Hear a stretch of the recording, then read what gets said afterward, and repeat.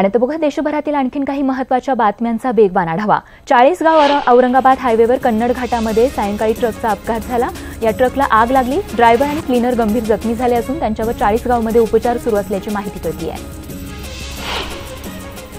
कांद्याच्या भावात होत असलेली घसरण काही थांबत नाहीये, त्यामध्ये व्यापारीही रास्त भाव देत नाहीयेत आणि याचा संताप आल्याने गुरुवारी शेतकऱ्यांनी सटाणा बाजार समितीत लिलाव बंद पाडले।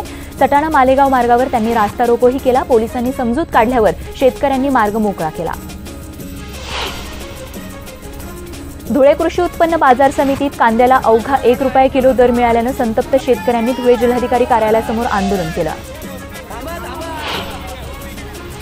मनमाडमध्ये छोट्या घराला आग लागून गरीब कुटुंब रस्त्यावर आले। या आगीत धान्य, कपडे यांसह सर्व संसार उपयोगी वस्तू जळून खाक झाल्यात। तर मालेगाव तालुक्यातील डोंगराळ इथली ही घटना आहे। सुदैवाने जीवितहानी झालेली नाहीये। माजी उपमुख्यमंत्री छगन भुजबळ यांनी आपल्या अनोख्या शैलीत पंतप्रधान नरेंद्र मोदींवर टीका केली आहे। मोदींच्या भाषणाची त्यांनी नक्कल करत त्यांनी श्रोत्यांना चांगलं खाचवलंय। औसामधील किल्लारी इथल्या निर्धार परिवर्तन यात्रेच्या सभेत ते बोलत होते। यवतमाळच्या शासकीय वसंतराव नाईक वैद्यकीय महाविद्यालयात 15 परिचारिका 22 जानेवारीपासून स्थानिक तिरंगा चौकात उपोषणाला बसल्या असून 4 परिचारिकांची परिस्थिती सध्या ढासळली आहे। बदली झाली तरी कार्यमुक्त करण्यात आलं नसल्यानं त्या उपोषण करतायत। गोंदिया रेल्वे स्थानकावर रेल्वे पोलिसांच्या सतर्कतेमुळे प्रवाशाचा जीव वाचलाय। हा प्रवासी धावत्या गाडीतून खाली पडला, पण पोलिसांच्या वेळेत लक्षात आल्यानं त्यांनी त्याला बाहेर खेचलं आणि त्याचा जीव वाचला।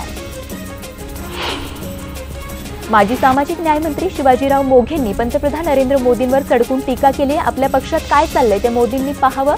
प्रियांका गांधींची नियुक्ती हा काँग्रेसचा अंतर्गत प्रश्न आहे असंही मोघे म्हणाले। दहशतवादाचा धोका लक्षात घेता नाशिक पोलिसांनी शहरात मॉकड्रिल सुरू केलं। गुरुवारी सकाळी 10 वाजता ऐतिहासिक काळाराम मंदिरात बॉम्बशोध पथक, डॉग स्क्वॉड, पोलीस आणि जवानांचा फौजफाटा अचानक हजर झाला। तर काही काळ नागरिकांमध्ये भीतीचं वातावरण निर्माण झालं होतं। बुलढाण्यामध्ये तालुका कृषी अधिकारी संजय ढाकणे यांना सक्तीच्या रजेवर पाठवण्यात आले। त्यांच्या अरेरावी आणि उद्धट वागण्याबद्दल अनेक तक्रारी होत्या।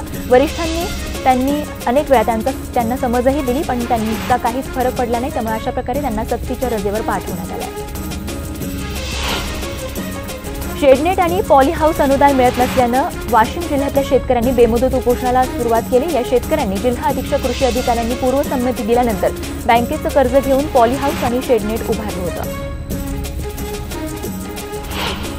प्रजासत्ताक दिनाचं औचित्य साधून अखिल भारतीय विद्यार्थी परिषदेच्या बारामती शाखेनं बारामती शहरात 300 फूट तिरंगा पदयात्रा काढली।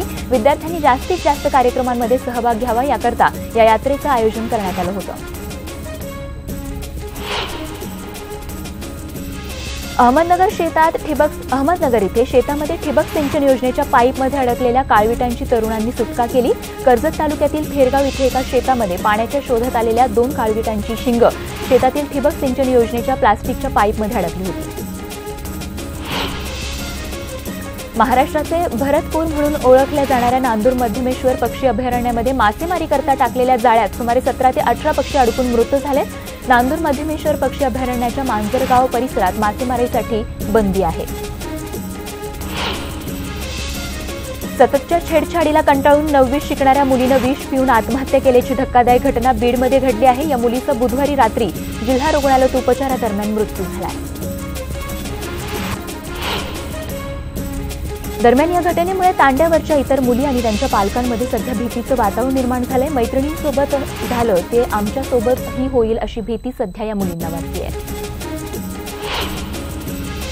कोल्हापूर जिल्ह्यात मुलींवर इम्प्रेशन मारणाऱ्यांना थेट पोलीस कोठडीची हवा मिळाली आहे। प्रत्येक वेळी वेगवेगळी मोटरसायकल घेऊन जाणाऱ्या 2 अट्टल चोरट्यांना स्थानिक गुन्हे अन्वेषण शाखेनं अटक केली आहे। मकर संक्रांतीपासून सध्या राज्यभरात सुवासिनींच्या हळदी कुंकू कार्यक्रमाची सुरुवात झाली। सिंधुदुर्गामध्ये हळदी कुंकू समारंभात महिलांना वाटण्यासाठी सॅनिटरी नॅपकिन देण्याची योजना आखण्यात आली। मात्र यावरून या ठिकाणी चांगलाच वाद रंगला। मराठवाड्यातल्या शेतकऱ्याला गोठ्यातली जनावरं बाजारात आणून विकावी लागतात। थेट जनावरांच्या बाजारात जाऊन न्यूज 18 लोकमतनं हे जळजळीत वास्तव जगासमोर आणलं। मात्र शेतकऱ्यांची ही दाहकता राज्याचे महसूल मंत्री चंद्रकांत पाटलांपर्यंत अद्यापही पोहोचलेली नाही असंच म्हणावं लागेल। कारण चाऱ्याअभावी जनावरं विकण्याची वेळ आलेली नाही असं धक्कादायक विधान चंद्रकांत पाटलांनी केलं आहे। गेल्या महिनाभरापासून भंडारा जिल्ह्यातील गोदाम क्षमतेपेक्षा जास्त धान विक्रीला आल्यानं गोंधळ निर्माण झाला। आतापर्यंत 9 लाख क्विंटल धान खरेदी झाले असून यापैकी 3 लाख क्विंटल धान गोदामात असून उर्वरित 6 लाख क्विंटल धान उघड्यावर पडून आहे। मुंबई अहमदाबाद राष्ट्रीय महामार्गावर मुंबईच्या दिशेने जाणाऱ्या नॅनो कारमधून अवैध तंबाखूजन्य गुटखा मुद्देमालासह जप्त करण्यात आला। कुठल्याही परवानगी विना अनधिकृतपणे विनापरवाना चोरीनं घेऊन जात असल्याची माहिती पोलिसांना मिळाली होती आणि त्याच पार्श्वभूमीवर ही कारवाई करण्यात आली आहे।